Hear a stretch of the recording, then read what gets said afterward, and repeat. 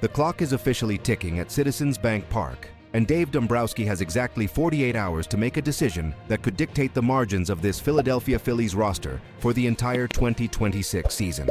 Dylan Moore, the veteran super utility man and former Gold Glove winner, has officially triggered his opt-out clause. He is forcing the front office's hand right now. The Phillies have until Saturday to either add him to the 40-man roster and guarantee him a spot on the opening day bench, or let him walk away into free agency.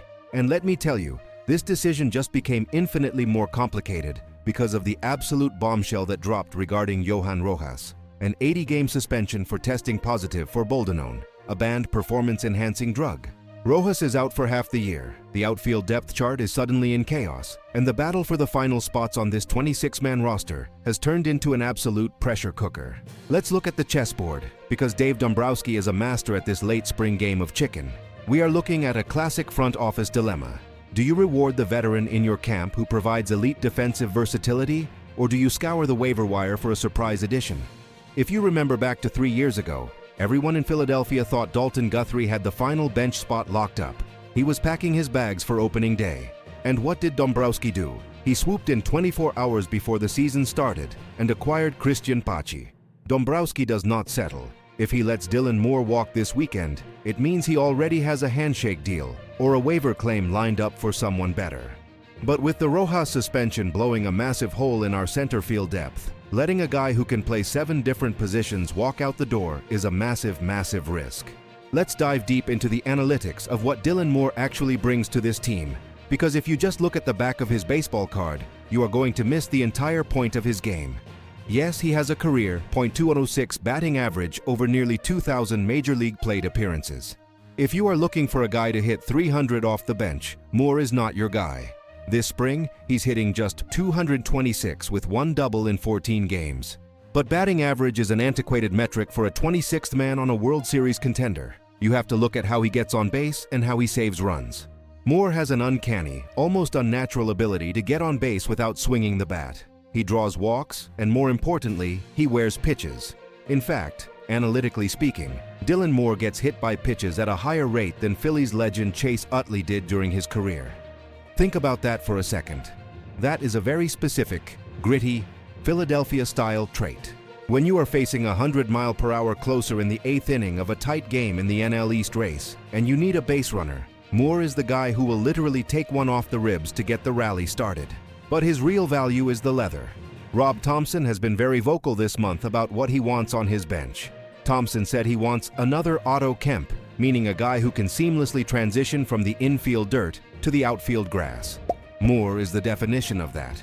He is a Swiss Army knife. You can put him at shortstop to give Trea Turner a day off his feet. You can put him in left field if you need to double switch Kyle Schwarber out of the game for defensive purposes late in a 1-run game.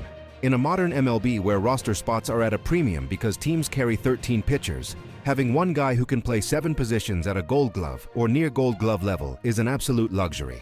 Now, let's contrast Moore with the other guy fighting for his life in Clearwater right now, Bryan De La Cruz.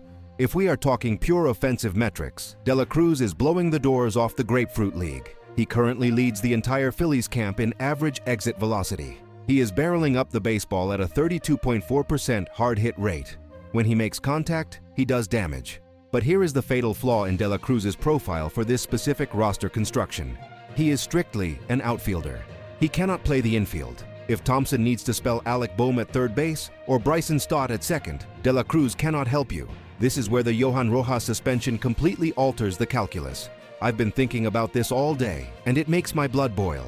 An 80-game PED suspension for a guy who was supposed to be our elite defensive anchor in center field. It is a devastating blow to the team's defensive floor. Because Rojas is gone until midsummer, the Phillies desperately need outfield coverage, but they also cannot sacrifice their infield depth. If they keep De La Cruz for his bat, they are incredibly vulnerable if an infielder tweaks a hamstring. If they keep Moore, they sacrifice the exit velocity of De La Cruz, but they gain the ultimate insurance policy across the entire diamond. Let's talk about the voice of the fans, because the temperature in Philadelphia right now is a mixture of fury and anxiety. The fans are absolutely livid about the Rojas situation. You do not jeopardize the team's World Series window by getting popped for boldenone in March. It is selfish, and Philly fans are letting him hear it on sports radio and all over social media. but that anger is quickly pivoting to anxiety about this bench. Fans know that you don't win a World Series with just your starting 9. You win it with the guys who come in during the 7th inning of a Tuesday night game in August against the Braves. The fans want a complete, bulletproof roster. They look at the Dodgers loading up, they look at the Braves' depth, and they know the Phillies cannot afford to have a black hole on their bench. How does Dylan Moore fit into a clubhouse dominated by alpha personalities like Bryce Harper, Kyle Schwarber, and Zack Wheeler? Perfectly. Moore is a grinder. He is a guy who understands his role. He told reporters just last month, with the limited opportunities that versatile bench players get, you want to be able to succeed on both sides of the ball. I want to show that I'm ready right now to make the decision easy. That is the exact mentality you want.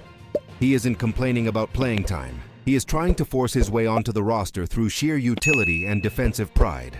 When you have superstars carrying the offensive load, you need blue-collar guys like Moore to do the dirty work. Stealing a base, laying down a bunt, or making a diving catch in the gap to save a run for the bullpen. This decision over the next 48 hours is going to tell us exactly how Dave Dombrowski views the internal depth of this organization.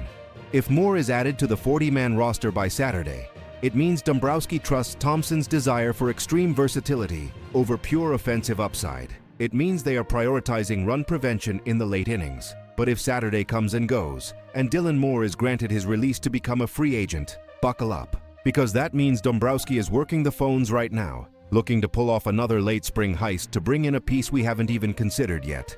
The NL East race is going to be a dogfight from day one. We cannot afford to give away games in April and May because we didn't have the right defensive replacement available in the 9th inning.